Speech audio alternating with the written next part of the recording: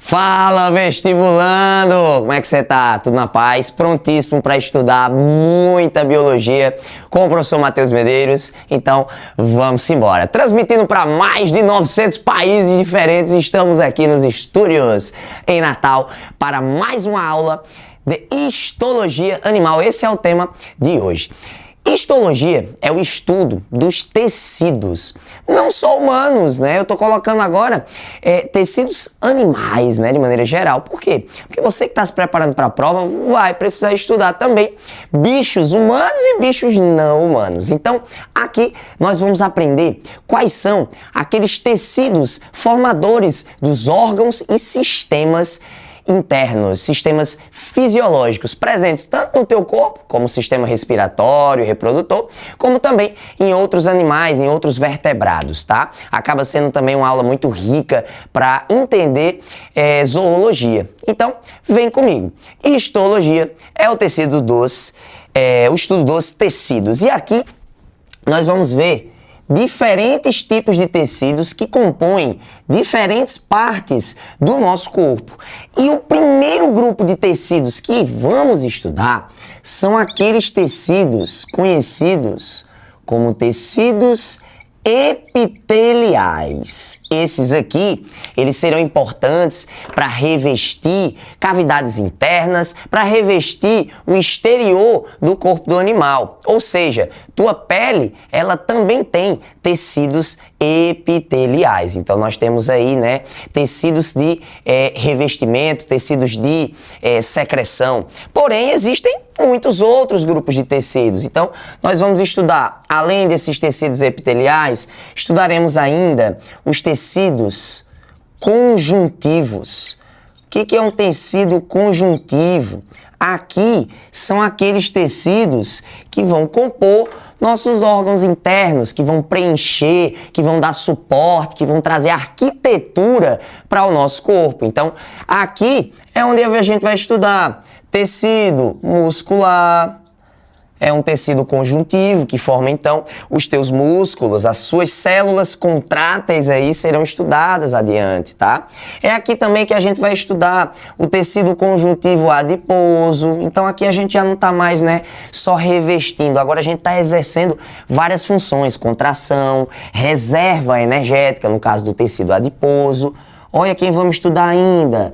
Tecido nervoso, vamos entender melhor aí como que funciona o teu cérebro, como que funciona o sistema nervoso. Você precisa primeiro dominar esse tecido aqui. Então, tecido muscular, tecido adiposo, tecido ósseo que compõe o teu sistema esquelético. Aqui vamos estudar ainda os tecidos cartilaginosos, né?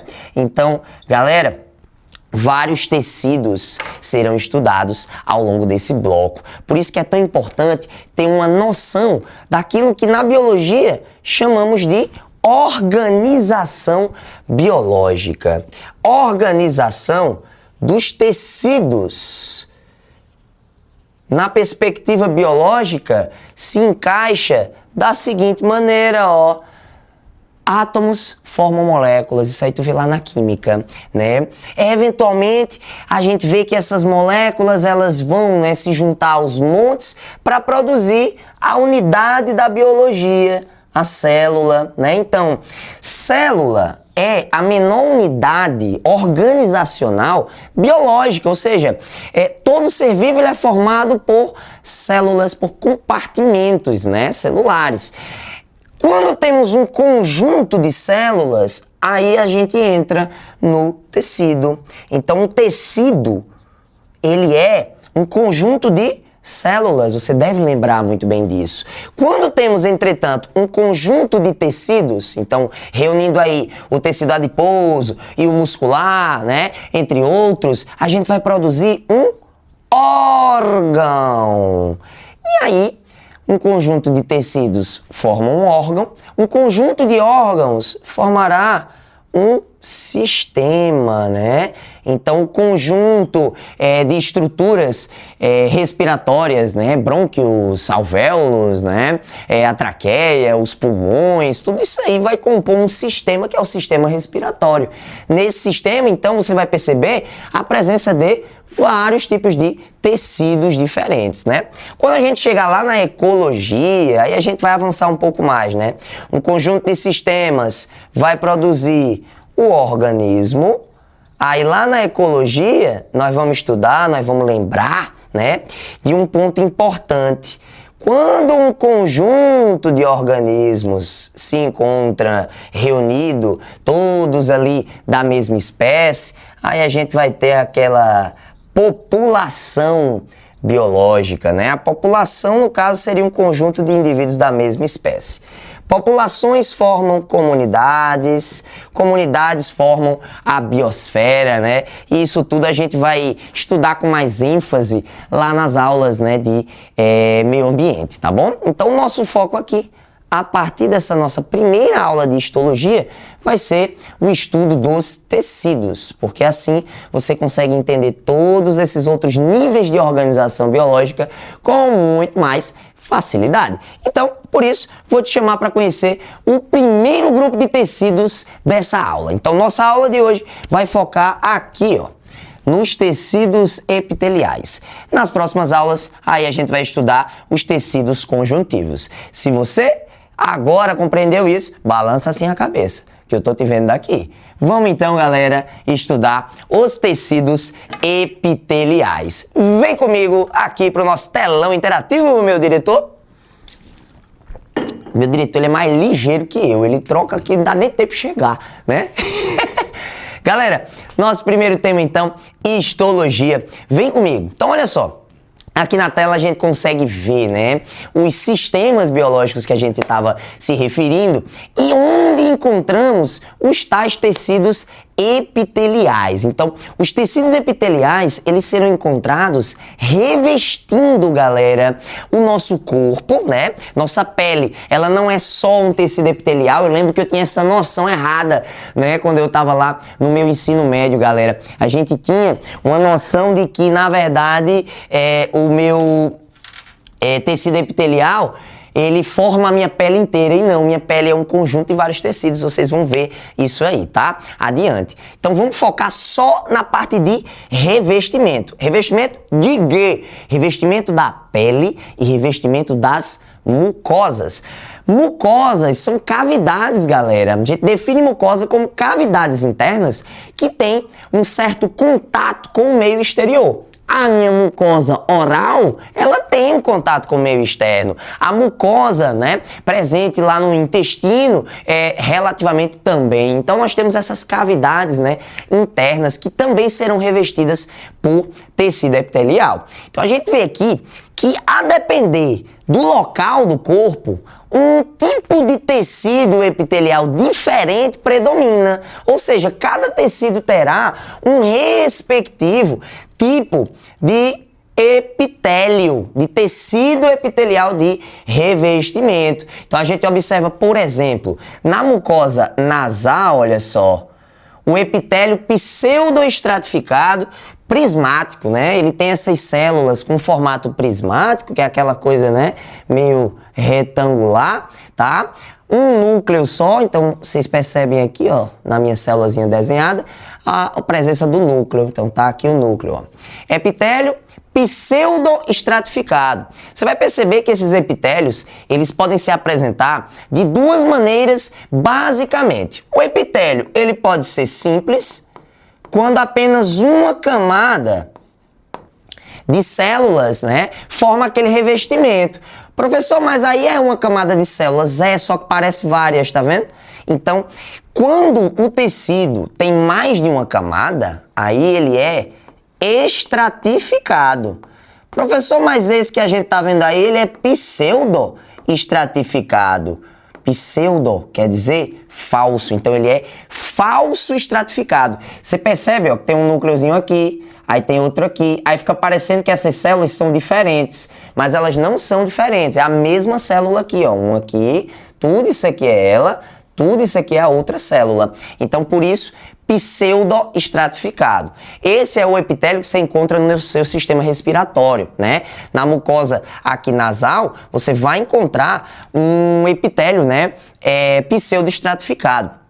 E aí ele ainda tem adaptações, ó, vocês vão ver aqui que existem cílios, né, nesse tecido epitelial, então é importante sacar também, né, adaptações, especializações para cada órgão, para cada região do corpo.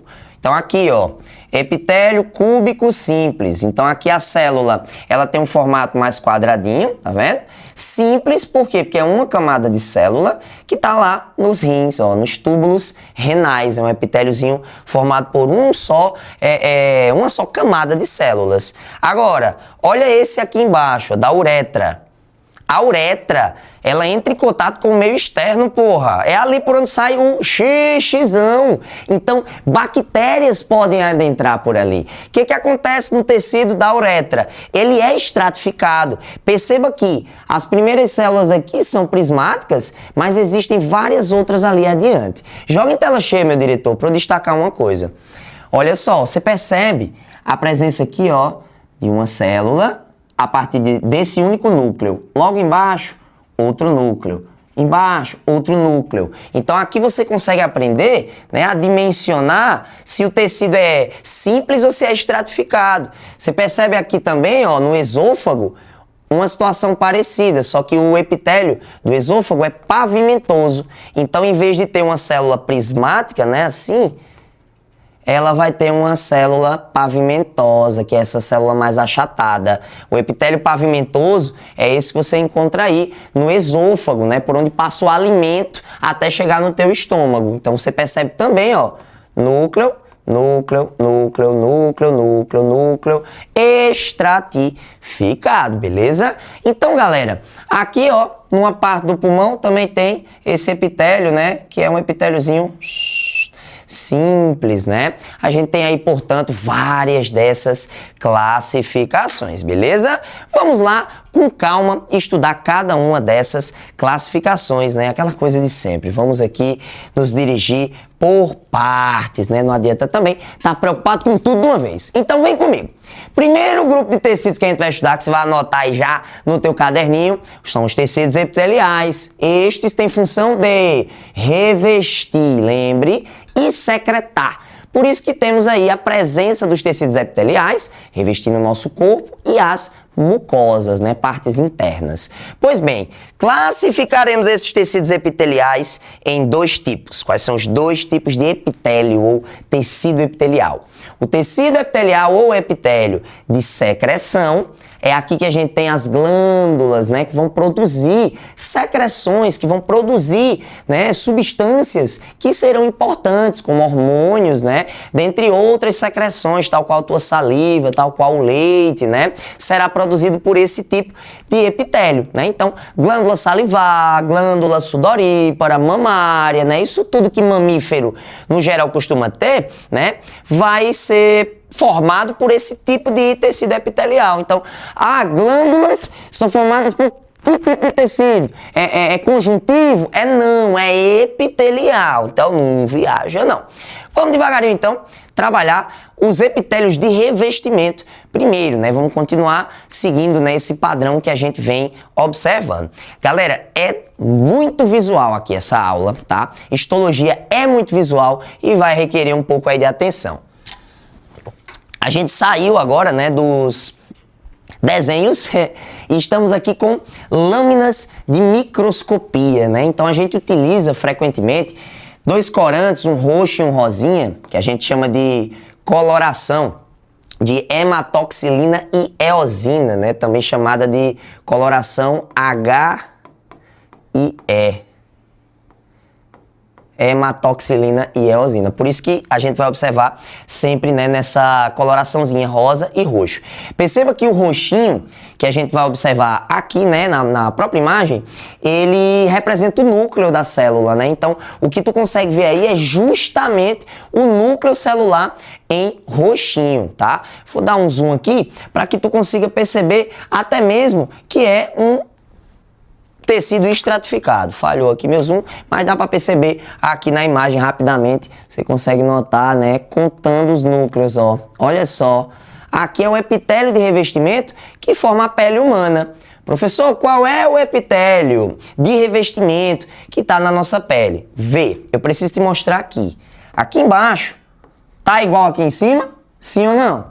Tá não tá mesmo. Aqui embaixo você não tá vendo nem direito os núcleos. Por quê? Porque isso aqui é gordura, tá? O que tu tá vendo aí é tecido adiposo, porque a pele tem 3, né, camadas, ó. Essa que eu apontei aqui embaixo, ela é a hipoderme, né, que seria a tela subcutânea, onde a gente guarda gordura. Aqui mais no meio, ó, é a derme, né? Aí aqui na derme a gente já vai observar, ó, tem glândula por aqui, tá? Tem vários tipos de células, inclusive adipócitos, né? Tem fibroblasto, outros componentes que a gente vai estudar adiante. O foco é aqui, ó. A primeira camada, que é o epitélio de revestimento. Professor, que tipo de epitélio é? Perceba que você tem células, ó, achatadas. Então, esse epitélio formado por células achatadas aqui, ó, na superfície e estratificado é justamente um epitélio pavimentoso estratificado, ou seja, temos um extrato aí, né, de várias camadas de células subjacentes, né? Ou seja, é aquele papel de proteção. Tua pele, ela requer essa proteção. Então, são muitas e muitas células ali colaborando para essa proteção, formando um manto, né, mais robusto para que a gente tenha aí essa proteção. A depender do local do nosso corpo, a pele pode ser, inclusive, levemente diferente. Você tem, às vezes, né, um epitélio mais queratinizado, ou seja, mais robusto, mais estratificado ou menos. Você sabe muito bem que é diferente demais a pele do rosto da sua cremosa e a pele que tá na planta do teu pézão, cebozão, cheio de chulé. É muito diferente. Por quê? Porque são regiões distintas adaptadas a funções diferentes, tá legal? Então, lembra disso, pele humana, revestimento, já é o nosso primeiro tipo aqui de epitélio, né? Epitélio estratificado pavimentoso. Aqui nós temos, né, o revestimento do intestino e eu preciso destacar bastante esse epitélio intestinal. Galera, lá no revestimento do teu intestino, você vai encontrar células adaptadas de duas maneiras basicamente que vale a pena a gente entender. Primeira adaptação, presença de junções celulares, né? Junções aderentes, junções oclusivas, ou seja, proteínas de citoesqueleto que juntam essas células umas às outras. Então, lá no teu tubo intestinal, a parede do intestino, ela vai ser formada por uma camada de células que estão fortemente aderidas. Professor, como assim? Você vai reparar que não tem espaço entre uma célula dessa e outra. Eu tô desenhando aqui com espaço, tá vendo? A célula tá aqui, uma tá aqui, a outra tem um espaço no meio. Você percebe que aqui na imagem não há esse espaço, justamente por conta das proteínas do citoesqueleto, justamente por conta dessas junções celulares. Essa é a primeira adaptação que a gente vai ver nesse epitélio intestinal. Eu quero que tu repare ainda uma especialização desse epitélio. Ele é um epitélio que possui microvilosidades. Cuidado para não confundir vilosidade com microvilosidade. Vilosidades são dobras, né, macroscópicas lá do teu intestino. Então, ele tem pregas realmente. Mas se eu for ver microscopicamente, em nível de célula, aí eu vou conseguir enxergar essas projeções do citoplasma que lembram dedos, né? Projeções digitiformes. Essas aqui vão aumentar a área de contato, aumentando a área de contato para a absorção, aumentando então, galera, a capacidade de absorção no intestino. Aquela galera que tem doença celíaca, né, que é a alergia ao glúten, esse pessoal tem eventualmente uma destruição via processo alérgico, né, das microvilosidades. Resultado, queda na absorção de nutrientes, galera. Dessa maneira, você tem aí uma grande relevância para esse epitélio intestinal. Alergias frequentemente surgem quando substâncias acabam passando, galera, direto por essa região aqui, né, entre uma célula e outra. Se você tem um intestino que tem um epitélio frouxamente aderido, ou seja, as células estão pouco, né, aderidas entre si, pode ser que caia alguma coisa que você consumiu direto na corrente sanguínea, direto aqui, ó, na região basolateral. Teu sangue tá aqui embaixo fluindo, ó. É por aqui que não deve passar uma proteína, senão você tem uma resposta alérgica, tá? Por isso que tem que acontecer o quê? Digestão aqui fora, ó, da proteína e a absorção dos aminoácidos pelas microvilosidades. Aí a célula intestinal absorve e repassa pro sangue. Não pode ir direto pro sangue, não.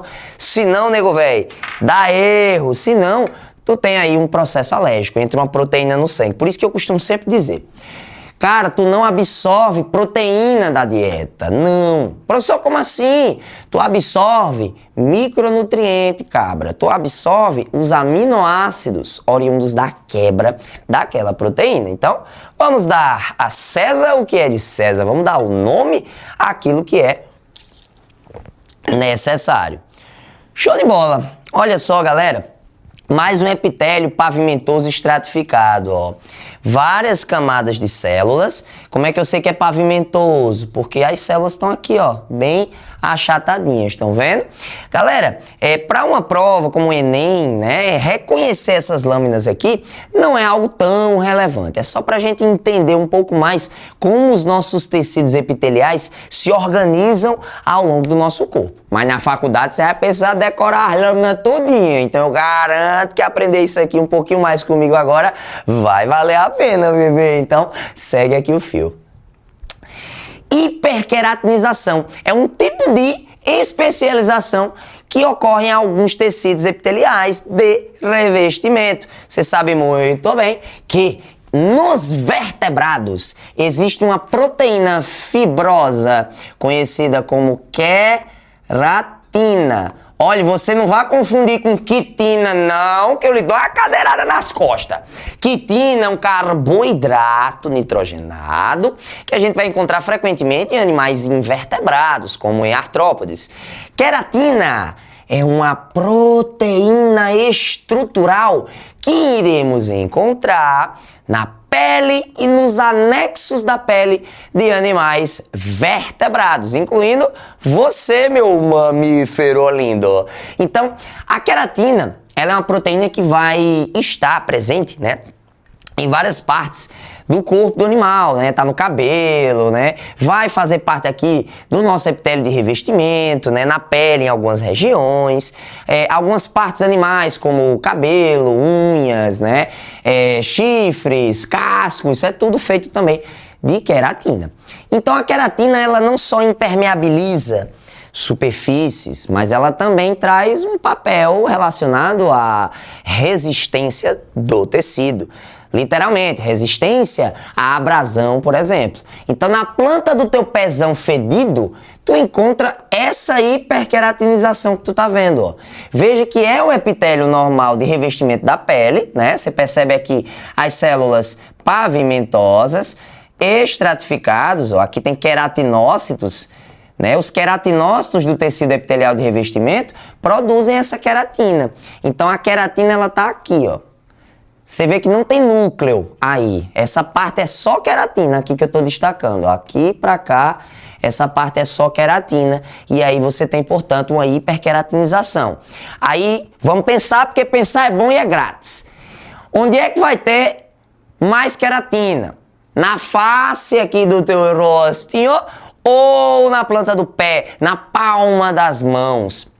Com certeza nessas regiões de maior abrasão, planta do pé, palma da mão, tem essa hiperqueratinização. A gente vai reparar, portanto, que na mucosa oral, o tecido, né, de revestimento, ele não tem, né? Ele não tem tanta queratina, ou não tem queratina. E na face, ou não tem queratina, a depender da região, ou tem bem pouquinho, né? Tem bem pouquinho. Então aqui a gente vê nessa imagem, ó. Aqui só uns resquícios de leve de queratina, tá? Então é bem pouquinho mesmo. Aqui glândulas, né? Legal demais estudar histologia, né? Então dependendo da região pode ter diferentes configurações. Aqui tu tá vendo uma outra imagem mostrando as microvilosidades. Mais uma especialização aí, a gente já comentou, só que nesse caso presente no teu intestino. Só que aqui tu tá vendo em microscopia eletrônica de transmissão. Olha só, as microvilosidades são projeções citoplasmáticas aqui importantes nesse revestimento, tá? Outro tipo importante de especialização são os cílios.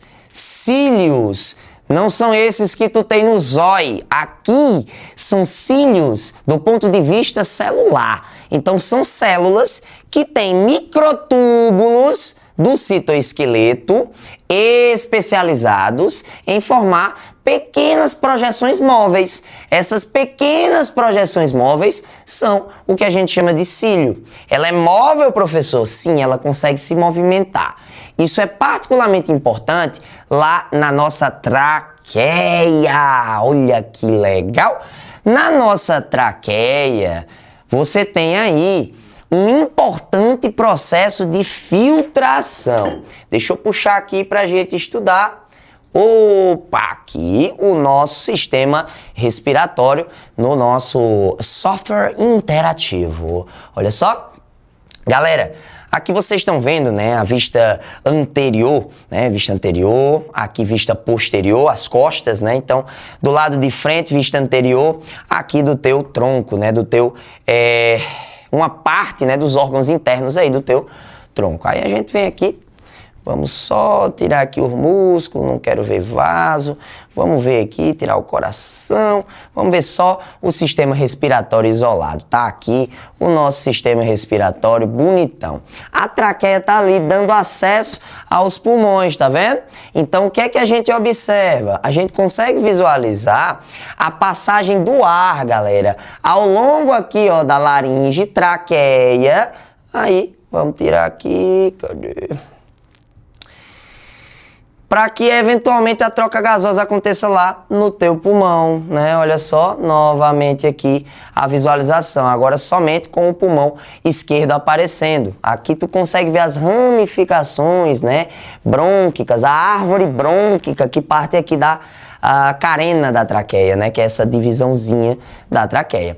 Quando o ar passa pela traqueia, a traqueia é um tubo cartilaginoso, é diferente do esôfago, que é um tubo muscular, né, que vai propelir o alimento.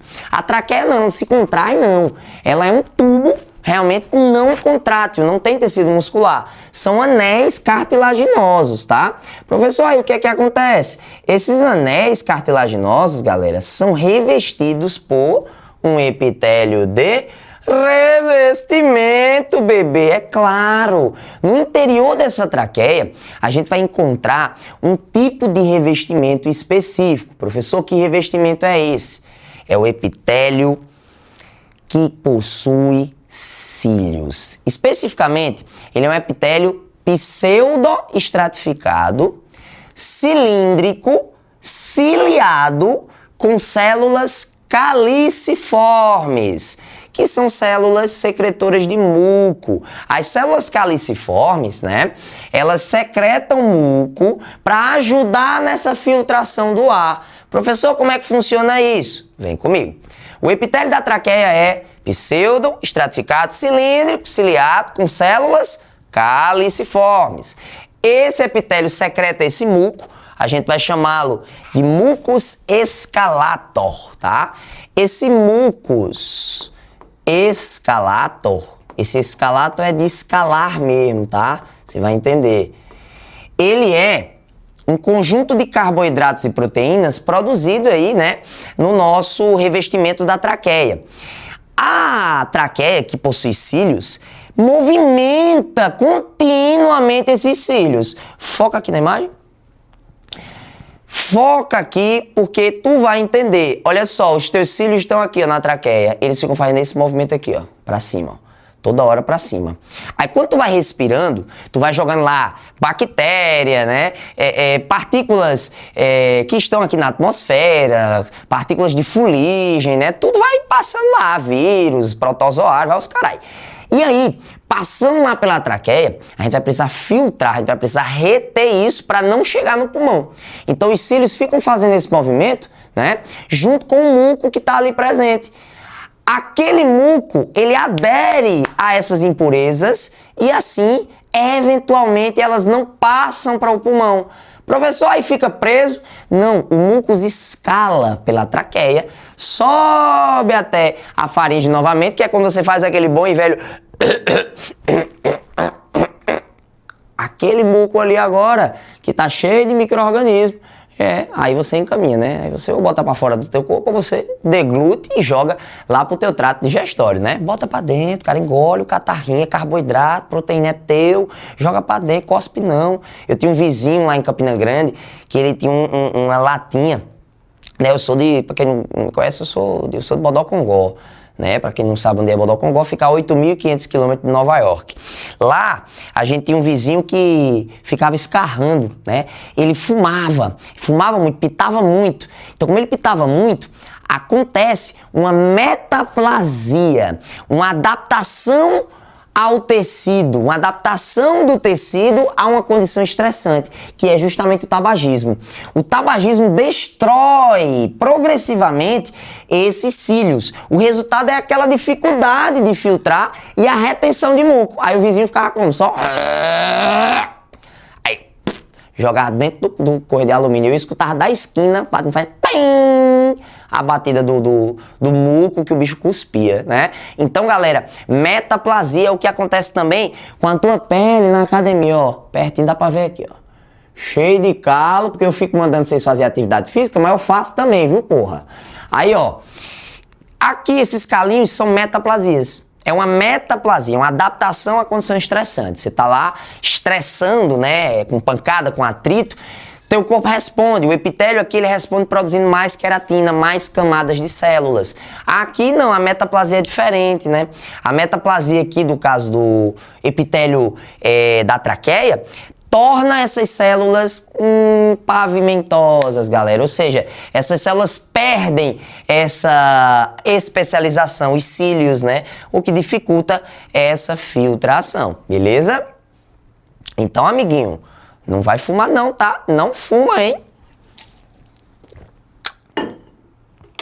Ó, aqui já não é mais micrografia eletrônica, né? Aqui microscópio eletrônico, né? Então aqui tu consegue ver, ó. Isso aqui é o muco, aqui são os cílios, ó. Aqui é o hemácia, tá? Porque a pessoa que tá aqui morreu, né? Então tinha sangue aqui na hemácia. Ou na traqueia. Aqui, agora, microscópio óptico, né? Então tu consegue ver o epitélio, ó, pseudoestratificado, tu consegue ver aqui um núcleo, ó, a célula é longona, mas é uma camada só, não é estratificado, e ela é provida de cílios, né? Então, epitélio da traqueia, cilíndrico, ciliado, com células caliciformes. Pseudoestratificado, cilíndrico, ciliado, com células caliciformes. Aqui também temos cílios, tá? Tem cílios em várias partes do corpo, em vários epitélios de revestimento. Onde é que é importante saber? No epitélio da traqueia, tá? E eu tô dando aqui outra situação. O que tu tá vendo aqui nessa imagem, nesse microscópio, é o epitélio presente lá nas tubas uterinas. Professor, no trato reprodutor feminino exatamente. Para que é que vão servir, professor? Esses cílios presentes, né, no epitélio lá da tuba uterina. Galera, é muito legal. Esses cílios são exatamente o que move o embrião durante o processo de fecundação e desenvolvimento embrionário. Que legal, né? Então, galera, a célula, né, o gameta feminino, ele vai poder ficar aqui, né, próximo a esses cílios, né, até a chegada do espermatozoide. Qual é o resultado? Essa fusão forma um embrião E esse embrião que vai se dividindo, né, que vai se transformando numa massa de células, ele vem, ó, por aqui até se implantar no útero, né? Então os cílios vão movendo, tá?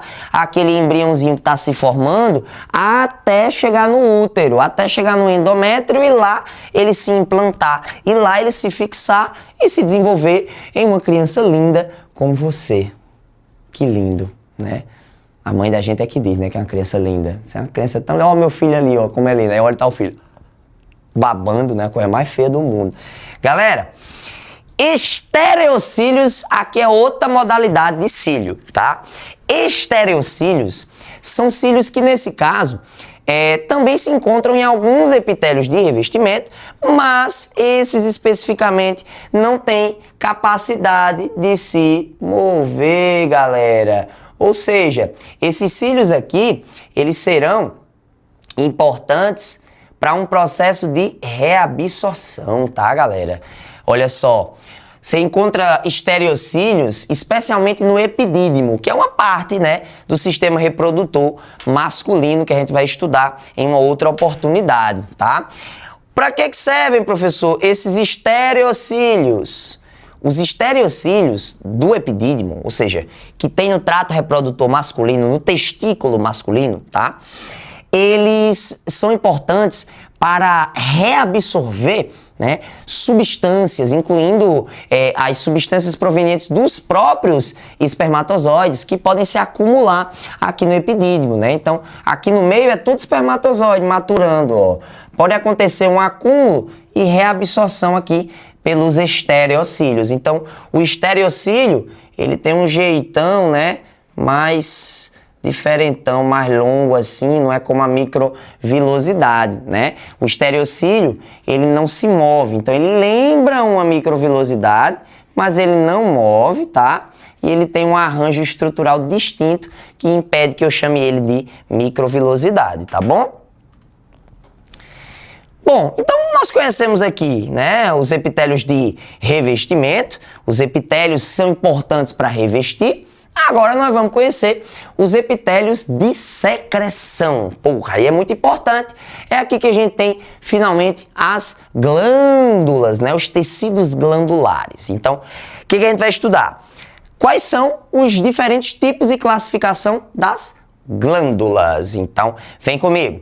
Glândulas são estruturas formadas por tecido epitelial de secreção e essas células podem produzir diferentes substâncias, carboidratos, proteínas, lipídios até, ou seja, diferentes classes de moléculas, empacota essas moléculas e exporta via complexo golgiense, né?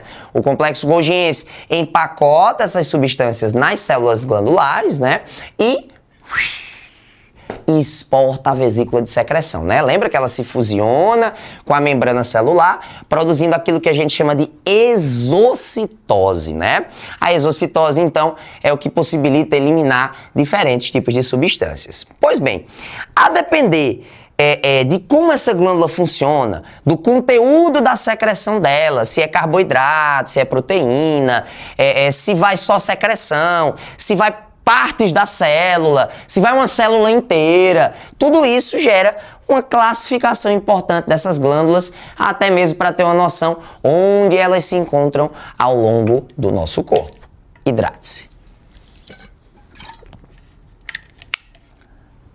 Biologia que faz sentido. Se liga. Aqui tu conhece demais, e aqui tu conhece. São aqueles 3 estratos, né, da nossa pele, tá? Que não tem como a gente deixar de ladinho uma aula como essa. Então, ó que bacana. Já dá pra ver a estratificação que visualizamos no iniciozinho dessa aula, ó. Epiderme, derme e a tela subcutânea, que é justamente onde está o tecido adiposo, né? Perceba aqui que na epiderme, tá? Nós temos aquele epitélio, né, pavimentoso e estratificado. Olha só, anexos aqui da nossa pele, né? No caso, tu tem aí um folículo piloso, tá? Mas não é aqui que eu quero focar. Quero focar nessa glândulazinha aqui.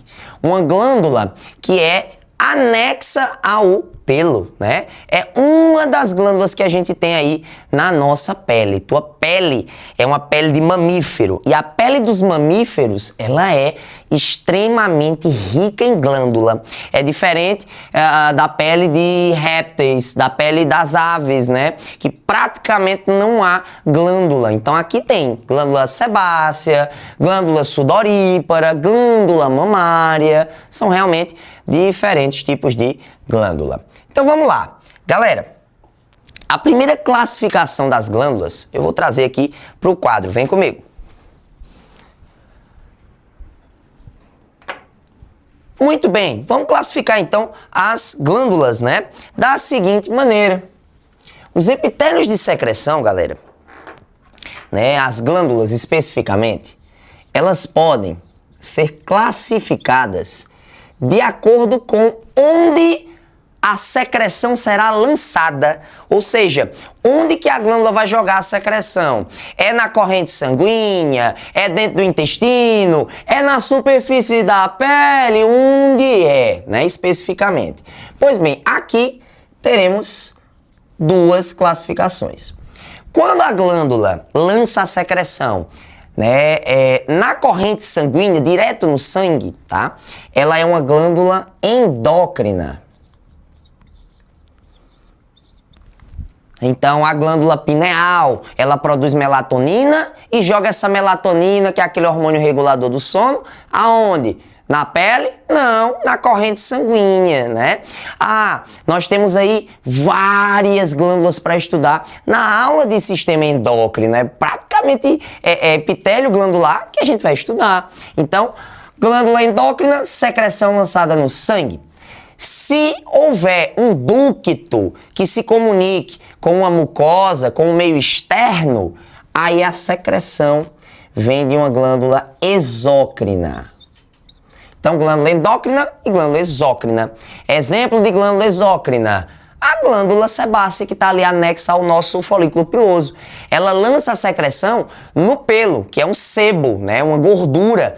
Essa gordura ela serve para hidratar, para manter a nossa pele, né, firme, aderida, bem hidratada. Então, essa secreção, ela provém de glândulas sebáceas. Glândula sudorípara também é uma glândula exócrina. Glândula mamária também é uma glândula exócrina. Por quê? Porque todas essas secreções vão parar não na corrente sanguínea, mas elas têm um ducto que desemboca fora do nosso corpo, em uma mucosa ou mesmo direto na superfície da tua pele. Então, importante classificação. Atenção, tem uma classificação aqui que vale a pena conhecer, uma exceçãozinha. Galera, algumas glândulas, elas podem ser classificadas como anfícrinas. O que é anfis?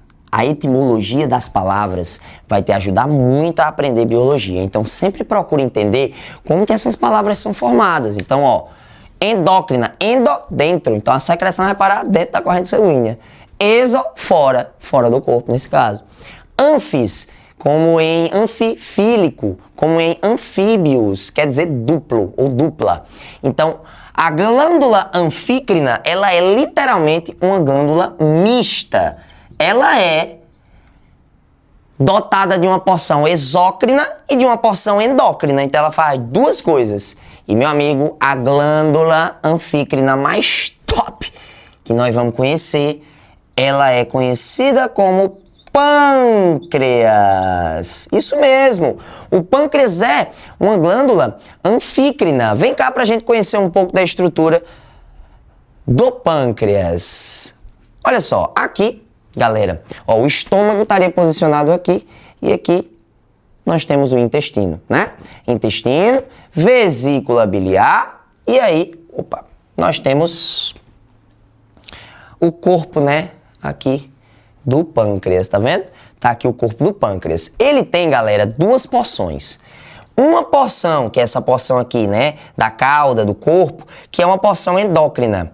E aqui, essa porção da cabeça, ela possui um duto secretor, ó, que seria justamente uma região exócrina. Então, ele é endócrino e exócrino ao mesmo tempo. A parte exócrina, que eu chamo de pâncreas exócrino, né? Secreta, galera, o suco pancreático, né? Secreta tudo aquilo que vem do pâncreas e é importante para a digestão.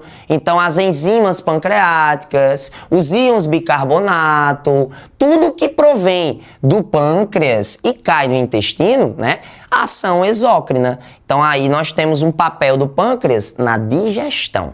Porém, nós temos as ilhotas pancreáticas, que são uma parte do pâncreas cheio de células endócrinas. Aqui, essas células da porção endócrina, na endócrina do pâncreas, elas secretam hormônios importantes, especialmente na manutenção dos níveis de glicose no sangue. Que hormônios são esses? Insulina e glucagon são mais importantes, mas tem outros que a gente estuda em outro momento. A somatostatina, o polipeptídeo PP. Então, essas diferentes moléculas, esses diferentes hormônios, a gente estuda lá na aula de fisiologia do sistema endócrino, fisiologia do sistema digestório também, tá bom? Galera, então muito legal. Uma glândula que é anfícrina, tem aí um papel duplo, muito legal. A classificação das glândulas não para por aqui, tá bom? Vem cá. Galera, uma outra forma de classificar as glândulas é de acordo com o conteúdo, a natureza bioquímica dessa secreção. Professor, como assim? A secreção, ela pode ser carboidrato, ela pode ser proteína, ela pode ser carboidrato e proteína. Então, essas diferentes secreções podem configurar uma classificação também para as glândulas, que é bem facinho. Glândulas são classificadas, quanto à natureza da secreção, em mucosas, glândulas mucosas, glândulas serosas, com a letra S, e glândulas seromucosas. Essas aí secretam, né, a dupla carboidrato e proteína. Então, glândula mucosa é quando ela secreta majoritariamente carboidrato. É o caso das células caliciformes, que estão lá, né, no epitélio respiratório. É o caso dessas células caliciformes que também estão presentes no teu intestino.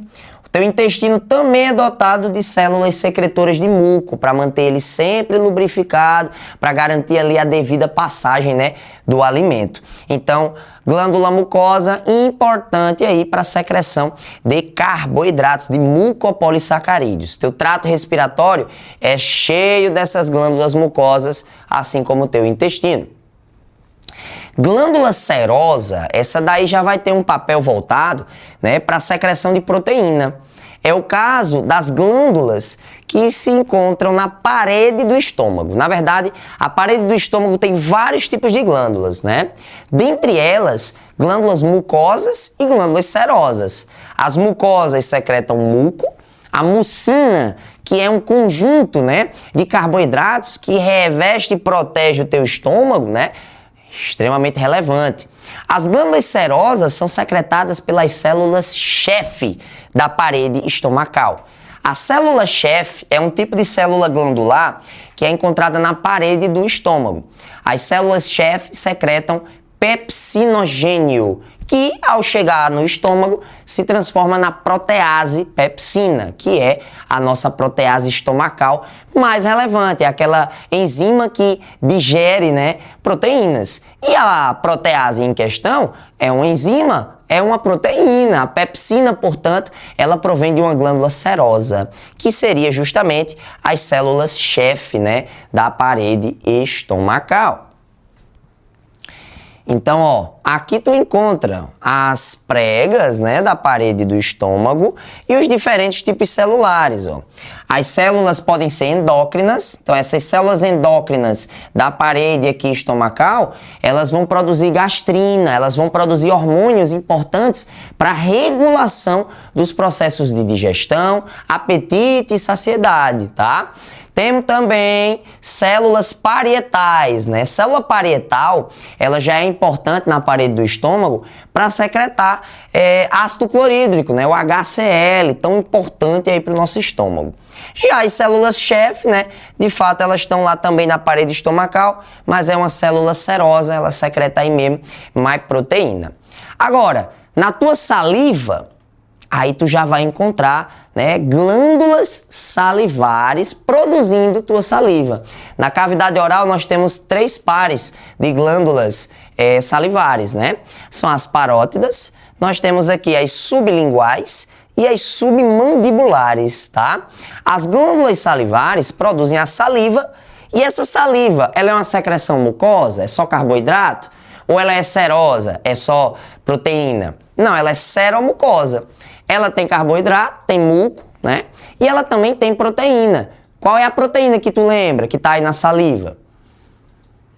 A alfa-amilase salivar, que é uma enzima digestiva, né? Ela tá presente lá no teu conteúdo salivar. Só que também tem a lisozima, que é uma proteína de defesa, também presente na secreção, na saliva. Tem anticorpos, né? Então, tem proteína e tem carboidrato, glândula seromucosa. Galera, quanto ao conteúdo da secreção, ou seja, mais uma classificação das glândulas, podemos classificá-las em merócrinas, apócrinas e holócrinas. Qual é o critério? Conteúdo da secreção. Nesse caso, se a glândula produz uma secreção que contém só moléculas, ou seja, só proteína, carboidrato, sem citoplasma, sem célula ou pedaço de célula, ou uma glândula ela pode produzir inteiramente, né, uma célula, né, dentro lá da secreção, ou ela pode simplesmente mandar pedaços de células junto com aquela secreção. Legal, né? Então vamos lá entender a classificação. Galera, glândulas merócrinas, elas secretam meramente a secreção, sem célula, tá? Então, é o caso da glândula sudorípara. A glândula sudorípara secreta o quê? É água e proteína, basicamente, e alguns minerais. Não tem célula, né? Merócrina, portanto, só o conteúdo da secreção mesmo. Agora, apócrina. Uma glândula apócrina, ela secreta pedaços inteiros de célula. É o que acontece nas glândulas mamárias, galera. Que lindo! Quando a mamãezinha tá amamentando, né, ela tá produzindo leite, e o leite é uma secreção apócrina. Porra, ali tem o superalimento, é o alimento mais complexo que existe, né, na natureza. Para um ser humano é o leite materno, né, para qualquer mamífero. Então, essa secreção, ela contém, galera, proteína, lipídio, carboidrato, anticorpos, né? E fragmentos ali de citoplasma, inclusive frequentemente carregando os anticorpos. Então, importante demais, tá? As glândulas holócrinas, por sua vez, elas secretam células inteiras junto, tá? Vai junto célula inteira. É o caso das glândulas sebáceas, tá? Por isso, galera, que quando você fica muito tempinho sem tomar banhozinho, além da adesão de sujeira na pele, você tem células mortas que estão ali se decompondo. Tem micro-organismos na tua pele, né, se proliferando e se alimentando desses restos, né, de célula que tá aí na superfície da pele. Isso é, inclusive, interessante até em animais não humanos, né? Eu tenho 2 cachorrinhos. Um é da raça Lhasa Apsos, que é uma raça que vem aí da China, né? E um é um Lulu da Pomerânia, né? Que é um cachorro aí, cachorro de madame, né? O povo tira onda, brinca só comigo, diz que eu tenho cachorro de madame, né? Mas mesmo, deixa meu menininho, meu pipo. Então, o Lulu da Pomerânia, que é uma raça de frio, né? Descendente aí do norte da Alemanha, não tem glândulas na pele secretoras de secreções holócrinas, ou seja, ele não produz um conteúdo de secreção com célula morta, com células inteiras que vão se decompor e causar odor.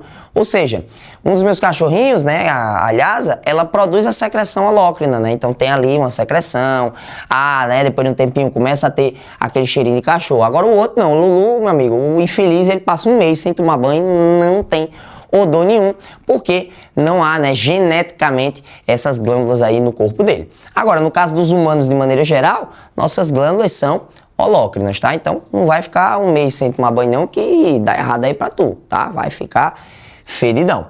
Então a nossa pele, ela tem, né, todas essas células, né, os queratinócitos que a gente havia falado, né, aqui células, né, relacionadas à sensibilidade e os melanócitos produtores lá de melanina. Mas a gente fala sobre isso, né, em uma outra aula, só para fechar aqui realmente essa coisa das glândulas, beleza? Então, galera, com relação aos nossos epitélios, né, de revestimento, é só isso não, né? É tudo isso, né, galera? Então, nós finalizamos mais uma aula com sucesso. Foi muito bom estar com vocês. Hoje nós aprendemos um pouco, né, sobre a noção introdutória de histologia. Nós conhecemos quais são os principais tipos de tecidos e exploramos, né, os tecidos epiteliais de revestimento e de secreção. Aguardo você na próxima aula. Vamos que vamos. Tamo junto. E Joe, e Bro, e Break, Break, Roll. Valeu!